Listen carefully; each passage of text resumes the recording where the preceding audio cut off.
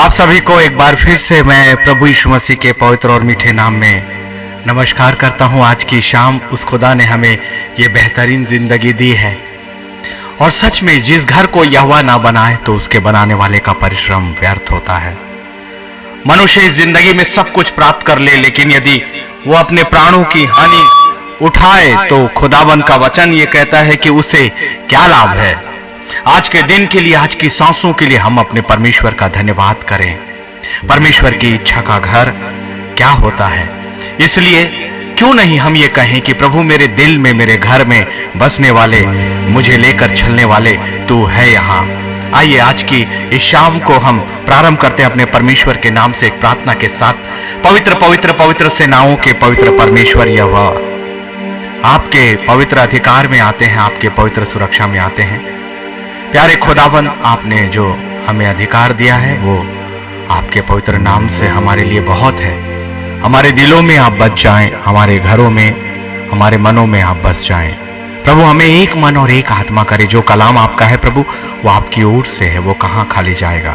प्रभु यीशु मसीह के नाम पर आमीन आमीन। ये गीत मैं आपके सामने लेकर आ रहा हूँ, मेरे दिल में बसने वाले। ये गीत हमने पहले भी गाया है, लेकिन बहुत सुंदर गीत खुदा ने ये हमें दिया। उस परमेश्वर का धन्यवाद करते हैं, फिर उसके कलाम में हम जाएंगे जो उस परमेश्वर ने हमें दिया है।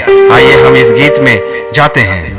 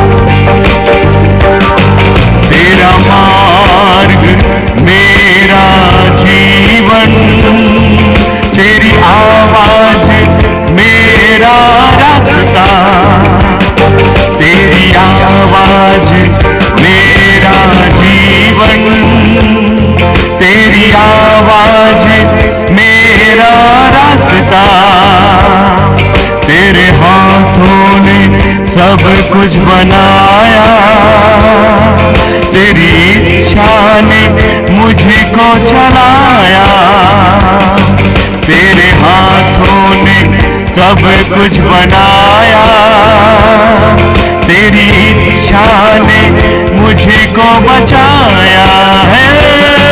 मेरे दिल में बसने वाले, मेरे दिल में बसने वाले, तू है कहाँ?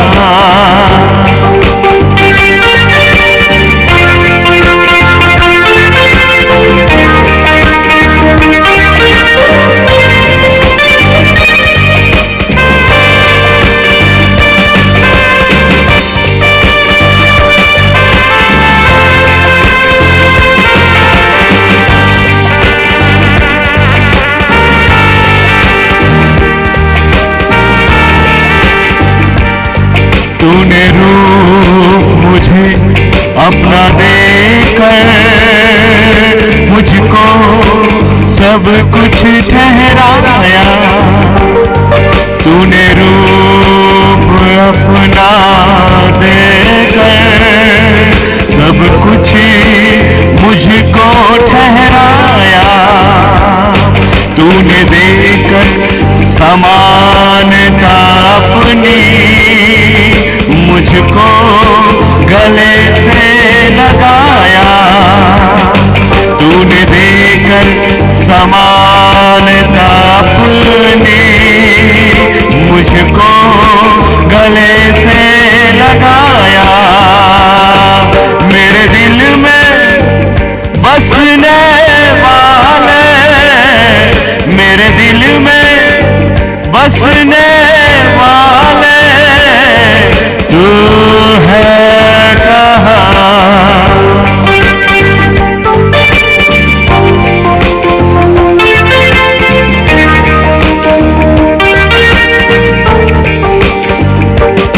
तेरे बिना वो घर क्या है, जिस घर में तू ना रहे।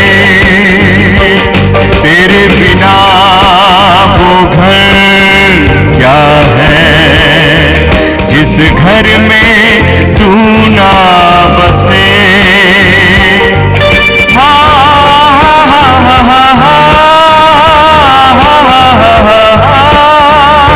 आजा मसीहा घर ये तेरा, छाजा मसीहा घर ये तेरा।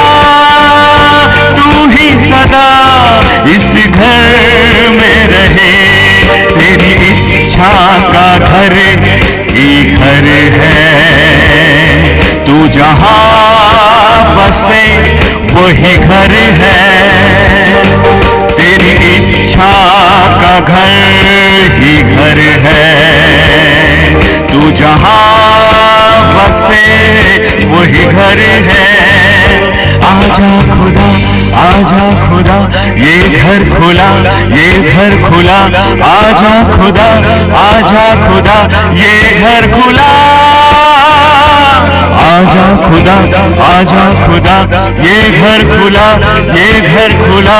आजा खुदा, आजा खुदा, ये घर खुला।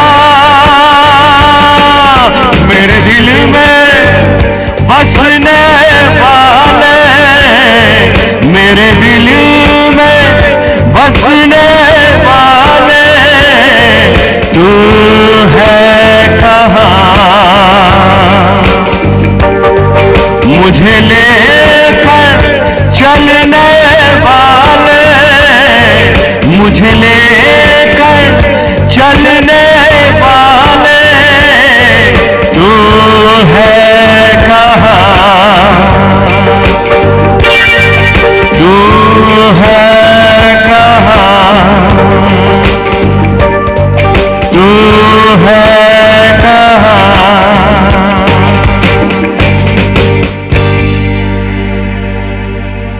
हम परमेश्वर का धन्यवाद करते हैं उसके अनुग्रह और उसकी दया के लिए जो उसने आप पर और मुझ पर निरंतर किया है। इसीलिए तो वो घर घर ही नहीं जिस घर को परमेश्वर यहोवा ना बनाए। योजनाएं तो मनुष्यों ने बहुत बनाई अपनी जिंदगी में, बहुत, लेकिन उनका परिश्रम क्या प्रभु में है? क्या हमारा परिश्रम हमारे परिवार, हमारे घरों के लिए प्रभु में है? खुदा ने आज की शाम मुझे उन घरों के विषय में बताया जिस घर पर मेरा परमेश्वर निवास करना चाहता है, और जिस घर के दरवाजों पर परमेश्वर अंदर आना चाहता है ताकि वो अपने लोगों के साथ निवास करे। खुदा ने मुझे मूसा का वो समय दिखाया आज की शाम, जब लाखों और लाखों इस्राएलियों के आगे पीछे वो परमेश्वर चला करता था। एक भी पल उसने उन्हें कभी नहीं छोड़ा, कभी भी नहीं, क्योंकि यदि परमेश्वर ही नहीं तो उसकी संतानें सुरक्षित कैसे रहेंगे? और परमेश्वर है ही हमारी जिंदगी को सुरक्षा देने के लिए, और उसने हमें निज प्रजा कहा है। उन लोगों को जो उसके वचन पर विश्वास करके उसे अपना सृष्टिकर्ता स्वीकार करते हैं, हर एक के लिए नहीं है। और अब ये ना सोचें कि परमेश्वर केवल यहूदियों के लिए है, केवल ईसाइयों के लिए या क्रिश्चियंस के लिए है। खुदा का घर अब हर जातियों के लिए, हर धर्म के लिए और हर संस्कार के लिए खुला हुआ है पूरी तरह से। और परमेश्वर ने पहले ही पवित्र आत्मा के युग में हमें वो अधिकार दे दिया है कि हर एक पर बराबर से परमेश्वर का अनुग्रह है। इसलिए अब जितने उस पर विश्वास करेंगे उन्हें उनका संतान बनने का अधिकार मिला है। हम कहां पर हैं, किस जगह पर हैं, ये मायने नहीं रखता।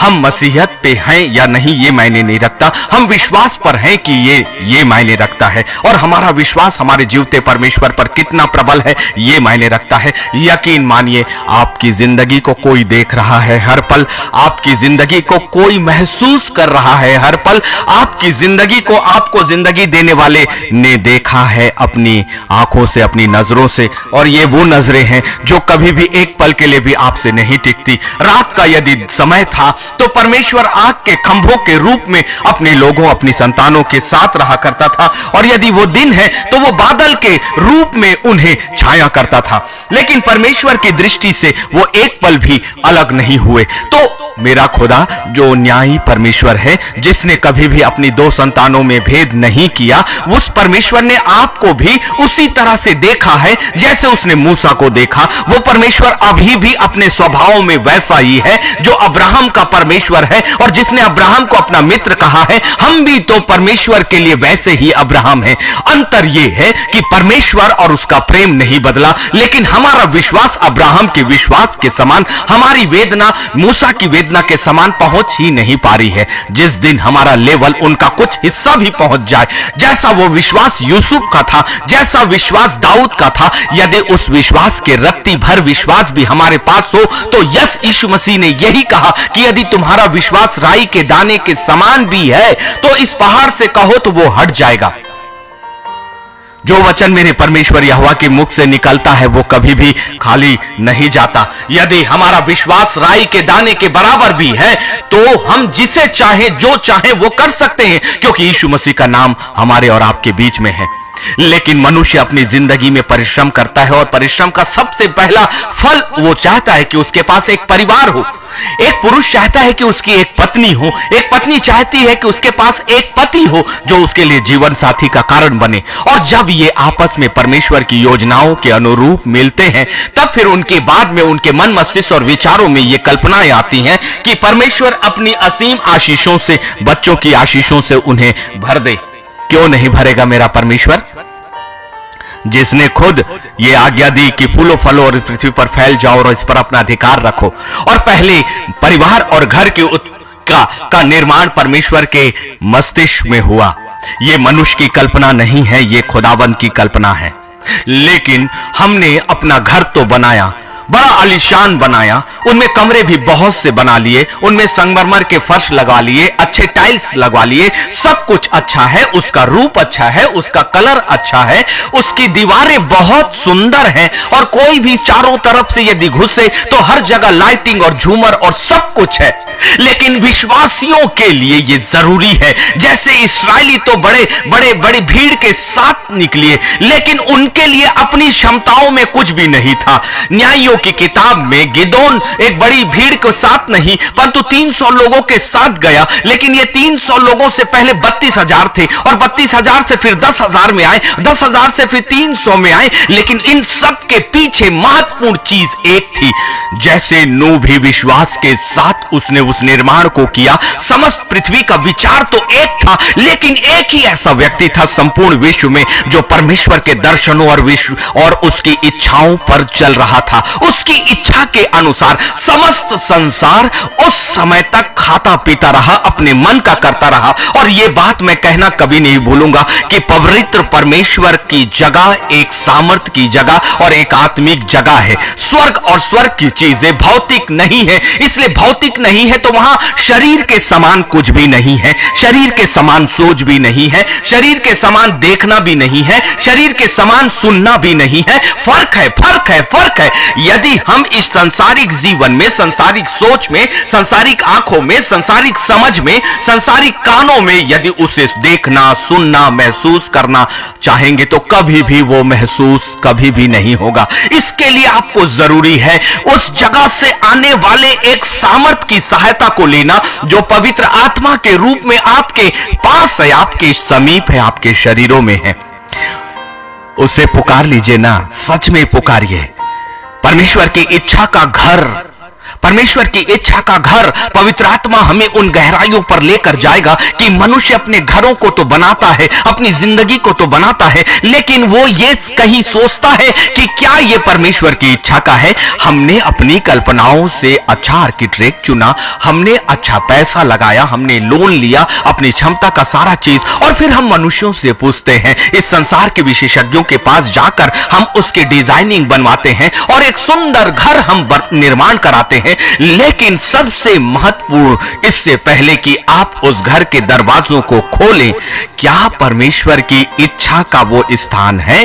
क्या उस स्थान में परमेश्वर की इच्छा निवास करती है? ये महत्वपूर्ण है। यदि जहां पर परमेश्वर नहीं, वहां पर उस घर के बनाने वाले का परिश्रम संपूर्ण रूप से व्यर्थ चला जाएगा और ये व्यर्थता आने वाली पीढ़ियों तक जाती है, क्योंकि वो घर एक ऐसी भूमि है जो आशीष और श्राप दोनों में परिवर्तित हो सकती है। भूमि स्थायी है और घर भी उस पर बनाया घर स्थायी है। इसीलिए परमेश्वर ने वादे के देश में अपने लोगों को लेकर गया और अब हमारे लिए एक नए वादे का देश है, वो जो नया यरूशलेम है। लेकिन नए यरूशलेम में तो यीशु नासरी ने हमारे लिए स्थान बनाया है, एक घर बनाया है, लेकिन परमेश्वर ने इस सृष्टि पर भी मनुष्य होने के नाते, और मनुष्य होने के नाते जब आप उसके स्वरूप और समानता में हो, उस परमेश्वर ने इस पृथ्वी पर, भूमि पर भी आपको और आपकी पीढ़ियों को अधिकार दिया है।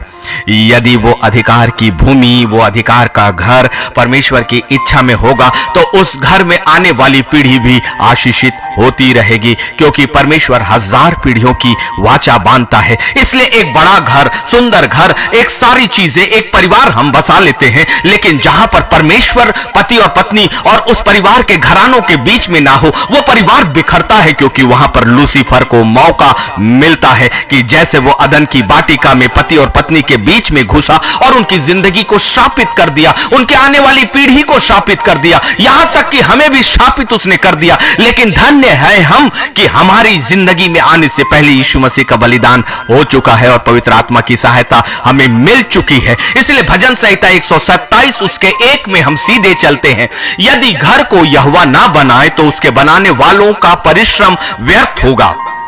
यदि घर को यहोवा ना बनाए तो उसके बनाने वालों का परिश्रम व्यर्थ होगा। इससे ज्यादा और कोई बड़ी बात नहीं है। बाइबल जिस चीज को व्यर्थ ठहरा रही है, उस घर को व्यर्थ ठहरा रही है जिस घर को यहोवा ने नहीं बनाया।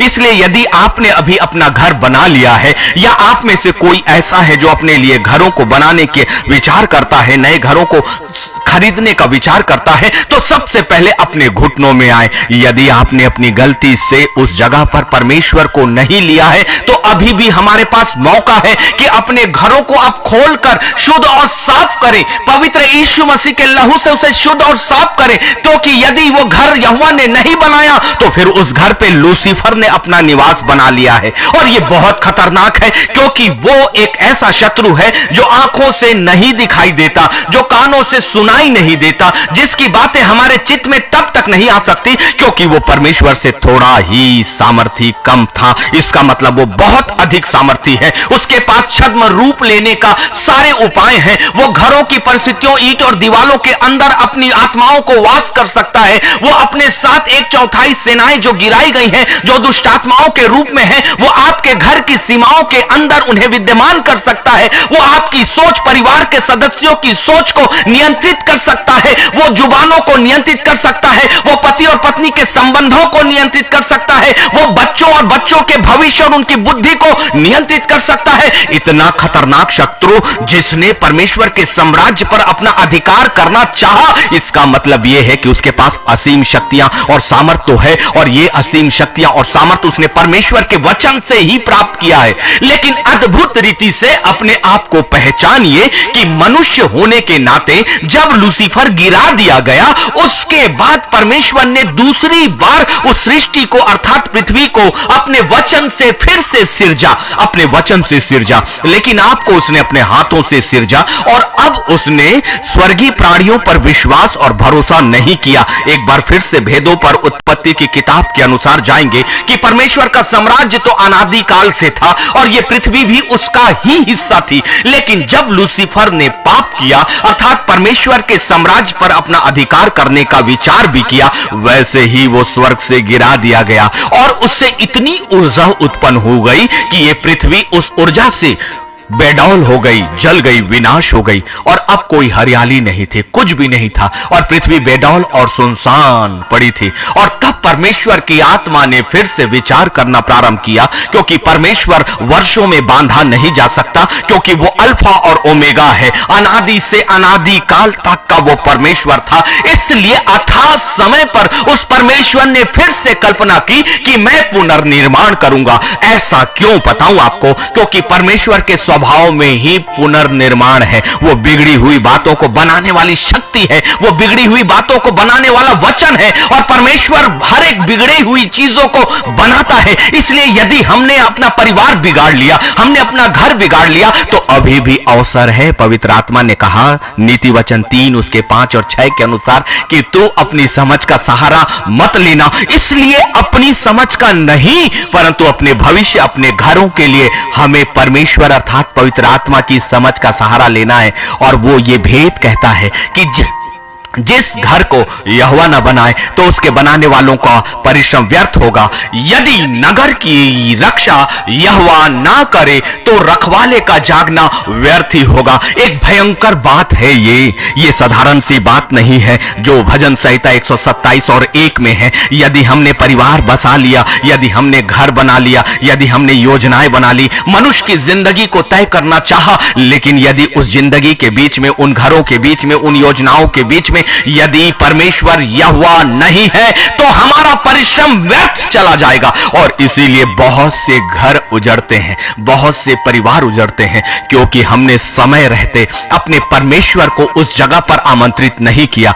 यदि हमने घर बनाया और अब हमारी घरों की स्थितियों में टूटने के कगार पर है, और यदि भी नहीं भी, तो पवित्र आत्मा आज हमें अवसर देता है कि वो पवित्र परमेश्वर अपने वचन के अनुसार, देख मैं द्वार पर खड़ा खटखटाता हूं, जो कोई मेरे लिए दरवाजा खोलेगा मैं उसके साथ भीतर आऊंगा और उसके साथ भोजन करूंगा।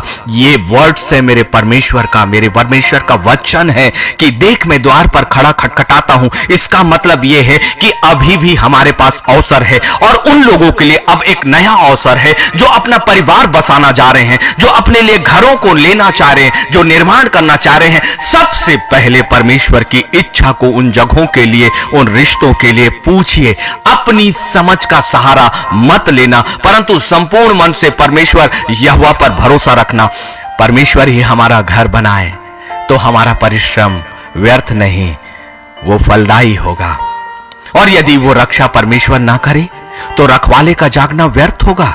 आप कितना भी प्रयास कर लें, आप अपने घर, अपनी भूमि, अपने परिवार को संभाल नहीं पाएंगे, क्योंकि उसकी रक्षा जब तक परमेश्वर के हाथों में नहीं है। तो दो बातें एक साथ हमने आज सीखी है कि हमारे घरों को यदि हमने निर्माण किया तो और चीजों को डालने से पहले अपने पवित्र परमेश्वर के लिए अपने घर के दरवाजों को खोल दीजिए। और इसके लिए सही उपाय है कि अपने हाथों में पवित्र जल लीजिए और कहिए, खुदावन, मैं आपका बेटा और बेटी होने के नाते अपने स्वर्गीय अधिकार को इस्तेमाल करता हूं और भजन संहिता 127 और उसके 1 पर मैं विश्वास करता और करती हूं, है अनुग्रहकारी जो अधिकार आपने मुझे अपनी संतान होने के नाते दिया है। अब इस जल पर तेरे लिए पवित्र सुरक्षा को मैं खोलता हूं, ताकि यदि मेरे घर पर किसी तरह के अशुद्ध आत्माओं और लूसीफर की छुपी हुई शक्तियां और उसकी योजनाएं यदि मेरी जिंदगी, मेरे घर, मेरे वातावरण, मेरे भविष्य पर कार्य कर रही है, तो प्रभु यीशु मसीह के पवित्र नाम से उस सामर्थ को जो स्वर्ग से है, यीशु मसीह के नाम से आपकी संतान होने के नाते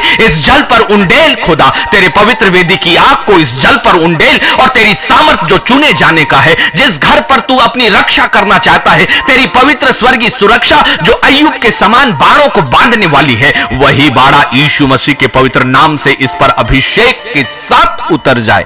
ये प्रार्थना कभी भी लूसीफर आपको करने नहीं देगा, लेकिन आज पवित्र आत्मा आपको वो सामर्थ की प्रार्थना जो अधिकार आपकी जुबान पर है उससे इस्तेमाल करिए। मनुष्यों के बीच में प्रार्थना योद्धाओं, प्रेरितों और भविष्यद्वक्ताओं, यहां तक कि मेरा भी पीछा मत करें, परंतु आपके पास सबसे योग्य शिक्षक पवित्र आत्मा है। जो मुझे सिखाता है वो आपको भी सिखाएगा। आपको मेरी जरूरत ही कहां है, जबकि वो पवित्र आत्मा सीधे सीधे सीधे आपसे वार्तालाप करने के लिए तैयार हो। और मनुष्य होने के नाते परमेश्वर ने आपको भी अधिकार दिया, अपने स्वरूप और समानता में बनाया, और आप स्वर्ग में बांधने का अधिकार रखते हो और खुद स्वर्ग में खोलने का भी अधिकार रखते हो। पहचानो अपने आप को, आपके पास सीधे पवित्र सिंहासन के सामने जाने का अधिकार है। क्यों नहीं सीधे परमेश्वर के सिंहासनों की स्तुति आप खुद करते? क्यों नहीं सीधे पवित्र आत्मा की सहायता में पवित्र परमेश्वर से बातें आप क्यों नहीं खुद करते? क्यों नहीं अपने घर को खोलकर खुद क्यों नहीं कहते कि प्रभु मेरे घर में आप आए? क्यों नहीं पहली ईंट को अपने हाथों में रखकर कहें, प्रभु ये तेरी आशीष का नींव बनने पाए और मैं उस अधिकार को इस्तेमाल करता हूं। यदि घर बन गया तो भी अब उस घर को परिवर्तित करने की जरूरत है। यदि घर नहीं बना तो उस भूमि को पवित्रित करने की और परिवर्तित करने की जरूरत है। अपने खुदा को बुलाए, वो आएगा अपने वाचा के अनुसार और पवित्र आत्मा की सहायता मिलेगी, क्योंकि जो आशीष इब्राहिम को थी वही आशीष आपको है, जो आशीष यूसुफ को थी वही आशीष आपको है, जो अभिषेक उसके अपने लोगों के ऊपर था, जो अभिषेक मूसा के ऊपर था, वही अभिषेक आपके ऊपर है, क्योंकि अभिषेक और परमेश्वर का स्वभाव और उसका प्रेम कभी नहीं बदला। वो संपूर्ण जगत के लिए एक ही है। इसलिए जिस घर को परमेश्वर यहोवा ना बनाए तो उसके बनाने वाले का परिश्रम व्यर्थ है। लेकिन अब जब हम अपने घरों को, अपने परिवार को, अपने रिश्तों को, अपने वैवाहिक संबंधों को, अपने बच्चों को, अपने परिवारों को जब खुदाबंद के हाथ में सौंपेंगे और कहेंगे, प्रभु यदि बिगड़ भी गया है तो अब तू इसे बना, अब तू इसे बना, तू बना प्रभु, और तेरा पवित्र बाड़ा इस घर को सुरक्षा करे, क्योंकि उसके बगैर सब कुछ व्यर्थ है। उस लूसीफर को कहे, यदि तूने अपनी योजनाओं को मेरी जिंदगी के आगे लाया भी है तो मैं तेरे हर एक विचारों का खंडन करता हूं, मेरे खुदा के पवित्र रक्त से मैं उसे बांधता हूं। इब्रानियों 3 और 4, क्योंकि हर एक घर का कोई ना कोई बनाने वाला होता है, पर जिसने सब कुछ बनाया वो परमेश्वर है, वो परमेश्वर है, वो परमेश्वर है। और क्या प्रकाशन आपको चाहिए? इस वचन की खूबसूरती तो देखिए जो इब्रानियों 3 और 4 में पवित्र आत्मा आपसे बातें कर रहा है पौलुस के माध्यम से, क्योंकि हर एक घर का कोई ना कोई बनाने वाला होता है। संसार में कोई ना कोई बनाने वाला होता है, परंतु जिसने सब कुछ बनाया, हम तो उसके एक हिस्से में, एक भूमि में अपनी एक छोटी सी भूमि लेते हैं और उस समस्त सृष्टि के तत्वों से एक घर का निर्माण करते हैं, लेकिन जिसने सब कुछ बनाया वो परमेश्वर है। सोच लीजिए कि जिसने समस्त सृष्टि की रचना करी, यदि वही आपके घरों को ही रचना करेगा, आपके घरों को बनाएगा अपने हाथों से, अपने वचनों से, और तब वो सुरक्षा के लिए आदेश देगा भजन संहिता 91 के अनुसार कि जाओ और मेरी संतानों की हर बाड़े की सुरक्षा करो, उनके परिवारों की सुरक्षा करो, उनके बिछौने की सुरक्षा करो, उनके घरों की सुरक्षा करो। वो सामर्थी दूत आपकी सुरक्षा और आपकी सेवा के लिए ही है। Use the power and authority which is given from the haven by your Lord. अपने उस खुदावन के द्वारा स्वर्ग से दिए गए उस अधिकार और उस अधिकार का उपयोग करें जो खुदा ने कहा। इसीलिए परमेश्वर की इच्छा का घर, परमेश्वर की इच्छा का परिवार, परमेश्वर की इच्छा की योजनाएं, परमेश्वर की इच्छा के भविष्य हमें लूसीफर की योजनाओं से हमेशा के लिए बाहर करेंगे। क्योंकि यशाया 28 और 16 में खुदावन कहता है, यहोवा यूं कहता है, देखो मैंने सिय्योन में नेव पत्थर रखा है। सिय्योन का मतलब है स्तुति का स्थान, और स्तुति का स्थान है नए यरूशलेम का तीसरा स्वर्ग, जहां से परमेश्वर का सिंहासन है। वो कहता है कि जहां आराधना है, जहां खुदा की इबादत है, वहां वो सिय्योन होता है। सिय्योन मतलब परमेश्वर की स्तुति, स्तुति का स्थान। जिस घर, जिस भूमि, जिस जगह पर, चाहे वो झोपड़ा ही क्यों ना हो या महल ही क्यों ना हो, यदि वहां पर स्तुति और इबादत और आराधना और परमेश्वर को महिमा नहीं, तो फिर कुछ भी नहीं, उसका नेव व्यर्थ है, उस जगह का नेव व्यर्थ है। क्योंकि यशाया ने यह भविष्यवाणी आपके लिए की है, आपके घरों के लिए भविष्यवाणी है। क्योंकि यशाया प्रभु का एक महान भविष्यवक्ता है जिसने आपकी जिंदगी की भविष्यवाणियां की है। यदि यशाया 18 और 28 और 16 पे आपने अपनी दृष्टि नहीं उठाई, नहीं लगाई या नहीं ठहराई, तो फिर वो भविष्यवाणी कैसी, वचन का प्रकाशन कैसा। इसीलिए तो खुदा के वचन ने कहा है ना, पवित्र आत्मा क्यों कहता है कि तुम अपनी समझ का सहारा मत लेना, परंतु संपूर्ण मन से परमेश्वर यहोवा पर भरोसा रखना। प्रभु यहोवा यूं कहता है, देखो मैंने सिय्योन में नेव का पत्थर रखा है, एक परखा हुआ पत्थर, कोने का अनमोल और अति दृढ़ नेव के योग्य पत्थर, और जो कोई विश्वास रखे वो उतावली ना करेगा। वो उतावली इसलिए नहीं करेगा, परमेश्वर कहता है ठहरे रहो और मेरी योजनाओं की प्रतीक्षा करो। इसलिए वो नींव बनाएगा। वो जगह नींव की नहीं होती, नींव है आपकी आराधना, नींव है आपकी इबादत, नींव है अपने परमेश्वर के सामने उस पवित्र वेदी को जलाना जो प्रार्थनाओं की वेदी है। एलिया के समान वेदी जलाने वाला कौन है जो एलिया के समान विश्वास के साथ भीगी हुई लकड़ियों पर आग उतार सकता है? एलिया के समान वेदी और स्तुति कौन करेगा जो ठहरे हुए 7 वर्षों में वर्षा को ना कराने वाला और वर्षा को कराने का अधिकार रखता है? यू आर आप हो उस अथॉरिटी के व्यक्ति, सिर्फ आप हो। आपको यह अधिकार मिला है क्योंकि सिर्फ और सिर्फ आप परमेश्वर के स्वरूप और समानता में हो।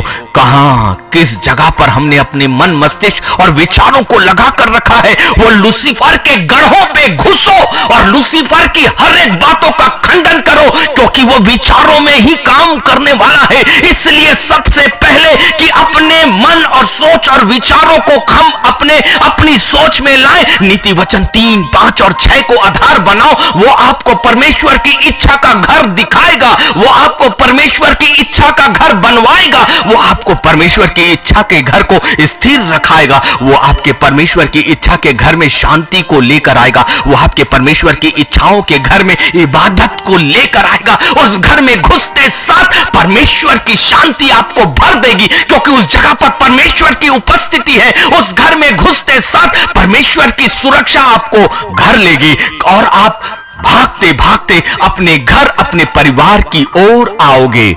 चाहे संसार में कहीं भी रहो, बहुत से लोग हैं जो अपने घर से भागते हैं बाहर, क्योंकि उनके घर में शांति नहीं, उनके घर में बेचैनी है, क्योंकि उस जगह पर लूसीफर है। उसने अधिकार करके रखा है, उसने नियंत्रण करके रखा है। लेकिन एक और भविष्यवाणी अपने भविष्य की सुन लीजिए, एक और भविष्यवाणी परमेश्वर की इच्छा के घर का सुन लीजिए, जो यशाया, जो मेरा फेवरेट और आदर के योग्य भविष्यवक्ता यदि उसकी आत्मा का एक छोटा सा भी अंश मुझे मिल जाए तो नए यरूशलेम के 12 फाटकों में से एक फाटकों में से मुझे जाने का अधिकार मिल जाए। इतने महान भविष्यवक्ताओं की आत्माएं हैं, इनके दर्शनों को क्यों नहीं मांगते? सही दर्शनों को क्यों नहीं मांगते? अपनी आंखों से इन भविष्यवक्ताओं की आत्माओं को क्यों नहीं मांगते? क्यों नहीं इन भविष्यवक्ताओं की आंखों को मांगते? क्यों नहीं इन भविष्यवक्ताओं के कानों को मांगते? क्यों नहीं इन भविष्यवक्ताओं के चित्त को मांगते? यही सही प्रार्थना और यही दर्शन और दर्शनों की है। इसीलिए आत्मिक जिंदगी संसार की जिंदगी से बहुत अलग है।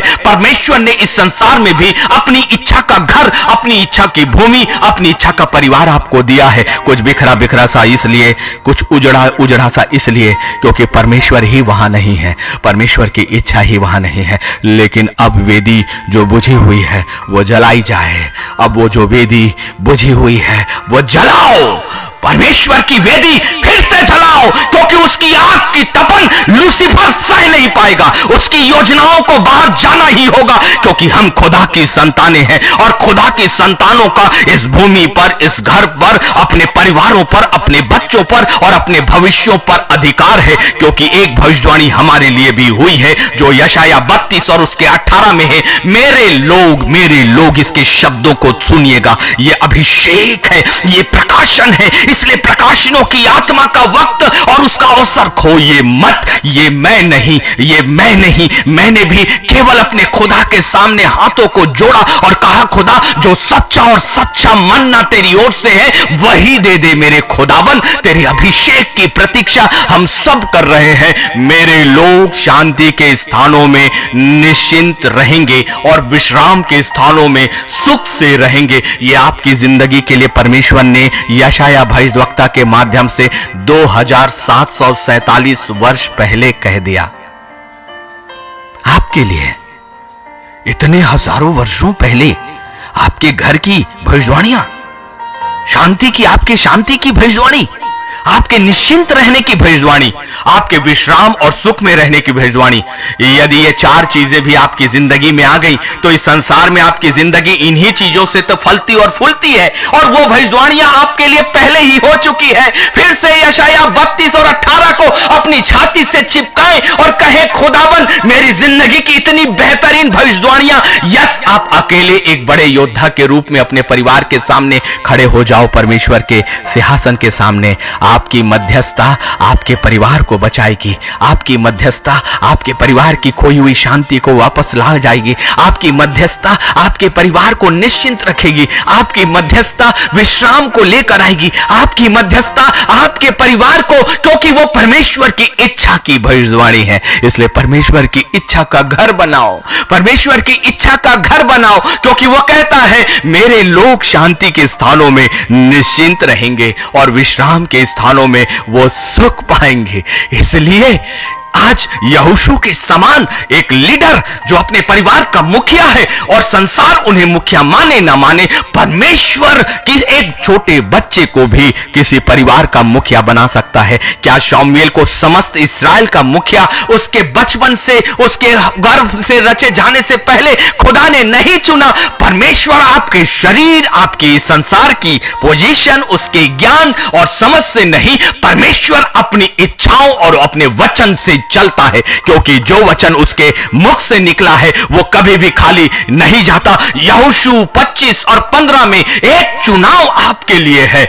ये आपके लिए भविष्यवाणियां हैं, आपके परिवार के लिए भविष्यवाणियां, आपके उन घरों के लिए भविष्यवाणियां जो परमेश्वर की इच्छा का घर, परमेश्वर की इच्छा का घर। उठाओ आत्मिक हथियारों को, और यदि वो घर टूटा है तो उठाओ और युद्ध करने का समय है। क्योंकि हम आत्मिक युद्ध में हैं, हम आत्मिक युद्ध में हैं, और आत्मिक युद्ध में हम सोते नहीं रह सकते। आत्मिक युद्ध में हम अपनी नजरों को नीचे नहीं रख सकते। हमें चारों दिशाओं में देखना होगा सतर्कता के साथ, और परमेश्वर के वचन का हथियार उठाना ही पड़ेगा। परमेश्वर के स्वर्गदूतों की सुरक्षा को हमें बांधना ही होगा, और सबसे बढ़कर परमेश्वर की वाचा को हमें बांधना होगा। ये आप ही हो, आप ही हो, कोई और दूसरा व्यक्ति नहीं। क्योंकि परमेश्वर ने अपनी योजनाओं में परिवार आपको दिया है। कोई प्रार्थना योद्धा की मध्यस्थता की जरूरत इसलिए नहीं कि एक मुखिया खुद समस्त इस्राएल का अगुवा बनता है। अब किसी और की जरूरत नहीं, केवल एक एक मूसा पर्याप्त था,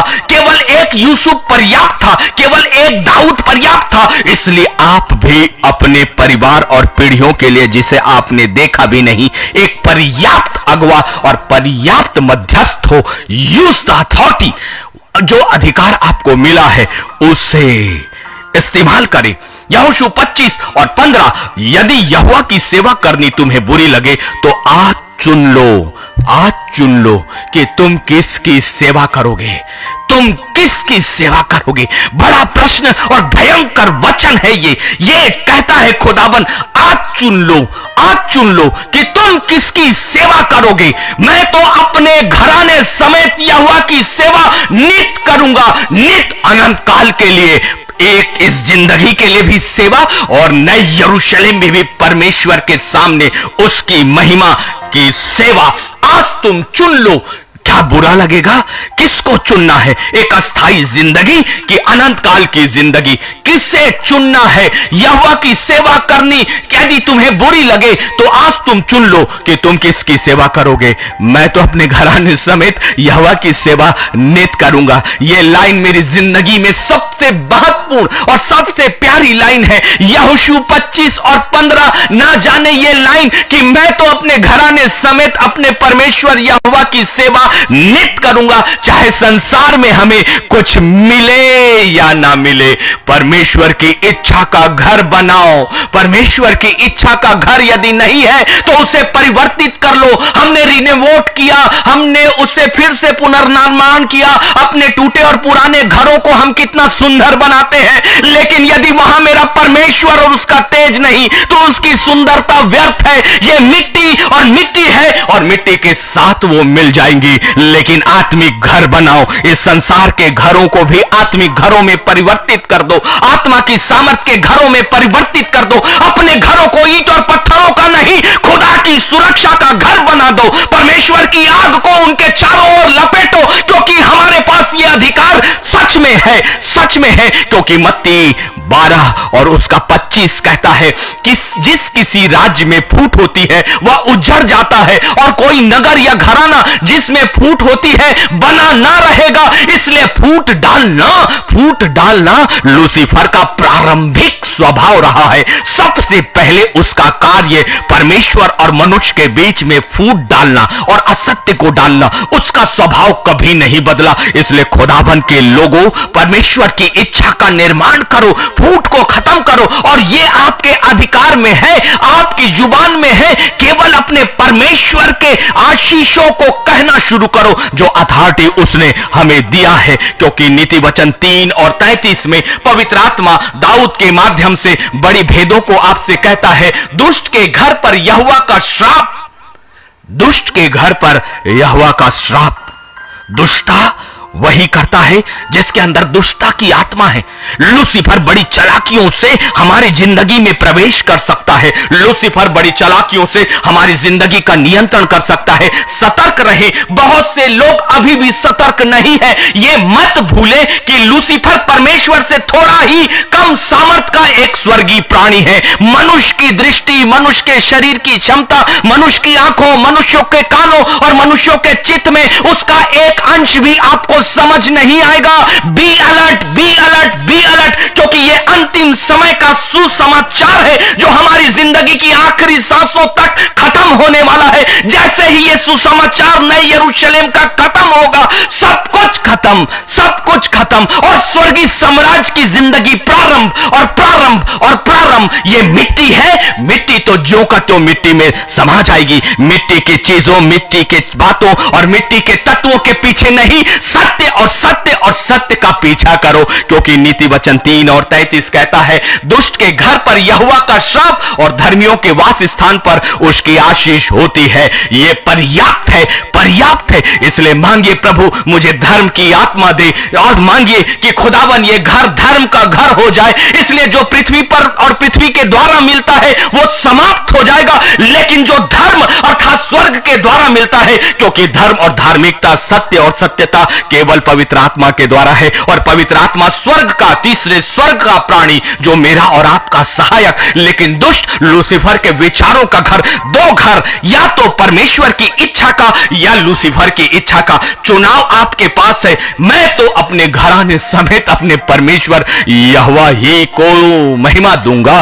क्योंकि मैं धर्म के मार्ग पर चलूंगा, और जहां धर्म का मार्ग है वो वास स्थान परमेश्वर की आशीषों में बदलता है। आपने परमेश्वर की आशीषों को दान, धर्म और ना जाने कितने संसार के अच्छे और बुरे कामों में सोच कर रखा, लेकिन वचन के अनुसार हम वचन को मानने वाले लोग हैं। हम ईसाई लोग नहीं, परंतु पवित्र परमेश्वर और उसके स्वर्गीय सामर्थ पर विश्वास करने वाले लोग हैं, जिसे उसने बुलाया भी और जिसे उसने चुना भी, जिसे उसने सब कुछ किया। इसलिए प्रेम को अपने शरीर का, अपने वातावरण का एक आवरण बना लो, क्योंकि कुलुस्सियों 3 और उसका 14 कहता है, इन सब के ऊपर प्रेम को जो सिद्धता का है, कटिबंध है, बांध लो। आपके घरों के चारों ओर पवित्र प्रेम की आत्मा को, क्योंकि परमेश्वर प्रेम है। वचन ने यह कहा है परमेश्वर प्रेम है। इसका मतलब कुलुस्सियों 3 और 14 में कुछ भेद है। ये वैसे नहीं होते, शब्दों की गहराइयां भी वैसी नहीं होती। इन सब के ऊपर, संसार की हर एक बातों के ऊपर प्रेम को जो सिद्धता का कटिबंध है, बांध लो। इसका मतलब भेद है। पवित्र आत्मा आपको कहता है, एक जगह उसने कहा ना कि परमेश्वर प्रेम है, और अब वो कहता है प्रेम को जो सिद्धता का कटिबंध है, बांध लो। अपने घर को बांध लो परमेश्वर की उपस्थिति से। अपने वातावरण को बांध लो परमेश्वर की उपस्थिति से, और कहे परमेश्वर तू जीवता खुदा है और तू जीवतों के बीच में निवास करता है। जैसे तू मूसा के साथ सीने पर्वत पर उतरा, जैसे तू इस्राएल की छावनी पर उतरता है, मेरा परमेश्वर मेरे घर और मेरी छावनी पर भी तू उतरे, मेरे बीच में आए, तू मुझसे बातें करे और मैं तुझसे बातें करूं। मांगिए ना, ऐसा अभिषेक क्यों नहीं मांगते? आपने मांगा नहीं तो पाया नहीं, आपने मांगा नहीं तो पाया नहीं, आपने पुकारा नहीं तो खुदा की आवाज आपको सुनाई ही नहीं दी। विश्वास करिए, ये सत्य है। परमेश्वर अभी भी आपके अपनी इच्छाओं के घरों में उतरेगा, वो आपके साथ निवास करेगा। अपने दरवाजों को खोल दीजिए, दरवाजों को खोल दीजिए। लूसीफर के विरोध में ये प्रचार है, लूसीफर के हर एक कामों के विरोध में ये प्रचार है, उसके हर एक असत्य के विरोध में ये प्रचार है, क्योंकि लूसीफर हमारे पैरों के नीचे है और उसे उसी जगह पर रखना है, उसको उसी जगह पर रखना है। हमारी जगह नया यरूशलेम है। अब वो सब मिट्टी और मिट्टी में जाएंगे, लेकिन हम आत्मा में नए यरूशलेम में एक साथ जाएंगे खुदा के लोगों, अनंत काल की जिंदगी में, अनंत काल की जिंदगी में। इसलिए घर बनाओ उस जगह पर, घर देखो उस जगह पर। परमेश्वर की इच्छा इस पृथ्वी पर भी हमारे लिए आशीष की है और उस जगह पर भी आशीष की है। परमेश्वर अपनी समस्त आशीषों से हमें पूरी तरह से भरे और भरे। प्रभु, मैं आपका धन्यवाद करता हूं, जो कलाम जैसा आपने दिया वैसा मैंने कह दिया प्रभु, सेतमेत जो मेरी जिंदगी, मेरे भविष्य को भी तय करेगा। खुदावन, हम सब आपके लिए अपने दरवाजों को खोलते हैं। अनुग्रह और अनुग्रह, हमारे घर के दरवाजे पूरी तरह से खुले, पूरी तरह से खुल गए प्रभु। कोई भी इलाका, कोई भी जगह, कोई भी दिशा हमने बंद नहीं रखा। हमारे खुले हुए घर पर आओ प्रभु। इसी वक्त प्रभु तेरी इच्छाओं को पूरा करें, तेरी इच्छाओं को पूरा कर प्रभु। यही मध्यस्थता है मेरे खुदावन, तेरी इच्छाएं पूरी हो जाएं हमारी जिंदगी में, हमारे घरों पे, और आज के बाद हमारे घरों की सीमाओं पर हमारे खुदा की पवित्र सामर्थ्य सुरक्षा जो अय्यूब के समान बाड़ा, उससे भी कहीं बढ़कर, क्योंकि अब तो हमारे पास यीशु का लहू भी है। अय्यूब के समय वो यीशु का लहू नहीं था और पवित्र आत्मा का अनुग्रह नहीं था, लेकिन अब तीन चीजें हमारे पास है प्रभु, पिता, पुत्र और पवित्र आत्मा। ये तीनों हमारी सुरक्षा के लिए अभी सी भक्ताएं। लूसीफर, तू बहुत नीचे चला गया, तेरी शक्तियां बहुत नीचे चली गई। हमने तुझे बांध दिया है और हमारे खुदा को खोल दिया है। अब कार्य करेगा तो हमारा परमेश्वर, और सुरक्षा करेगा तो उसके स्वर की सुरक्षा। तू कहां है? बाहर हो जाओ, हमारे वातावरण से तुम बाहर हो जाओ, पूरी तरह से बाहर, पूरी तरह से बाहर, पूरी तरह से बाहर, पूरी तरह से बाहर, पूरी तरह से बाहर, पूरी तरह से विचारों से भी बाहर हो जाओ, हर एक रिश्तों से बाहर हो जाओ, हर एक कमरों से बाहर हो जाओ, पति और पत्नी के बिछौनों से बाहर हो जाओ, उनके घरों, उनके बच्चों की जिंदगी से बाहर, बाहर और बाहर, बाहर, पूरी तरह से बाहर, क्योंकि अब ये घर, ये परिवार, ये रिश्ते परमेश्वर की इच्छाओं का है। प्रभु हम पर अनुग्रह कर और हमारे साथ नित्य और नित्य निवास कर, प्रभु यीशु मसीह के नाम पर आमीन और आमीन और आमीन। खुदा का धन्यवाद दीजिए उसकी अद्भुत युक्तियों के लिए और उसके अद्भुत कलामों के लिए। जो प्रार्थनाएं मैंने की, ये प्रार्थना आप भी कर सकते हैं, क्योंकि जो अधिकार मुझे है वो अधिकार आपको है। जो पवित्र आत्मा मेरी सहायता करता है वही पवित्र आत्मा आपकी भी सहायता करता है। आप अकेले एक बड़े योद्धा हो, आप अकेले ही एक बड़े अगवा हो। पहचानिए अपने आप को और अपने अधिकारों को उपयोग करें। अभी इसी वक्त, अभी इसी वक्त, अभी इसी वक्त अपने हाथों में उस पवित्र जल को उठाएं और उसको अभिषेक आप खुद दें, क्योंकि आपके दाहिने हाथ में यह अधिकार है। और उसे पवित्र स्वर्गीय सुरक्षा और परमेश्वर की इच्छाओं में घोषित कर दीजिए कि यह जल अब जल नहीं, यह पवित्र परमेश्वर की इच्छा है। और डालिए अपने चारों ओर, लीजिए पवित्र परमेश्वर की सुरक्षा। और भजन संहिता 91 अपने परमेश्वर की सामर्थ के वचनों को पढ़िए। परमेश्वर आपके घरों को अपनी इच्छाओं में बदल देगा। और जो परमेश्वर की इच्छा, वो यिर्मयाह 29:11 और यिर्मयाह 29:11 की जो कल्पनाएं मैंने तुम्हारे विषय में की है वो तुम्हारे लिए हानि की नहीं परंतु लाभ ही की है। इस वचन को स्थापित कर दीजिए। प्रभु यीशु मसीह के नाम पर आप सभी को मैं धन्यवाद भी कहता हूं कि आपने बहुत ज्यादा समय मुझे दिया और परमेश्वर हमें बहुतायत की आशीष देगा।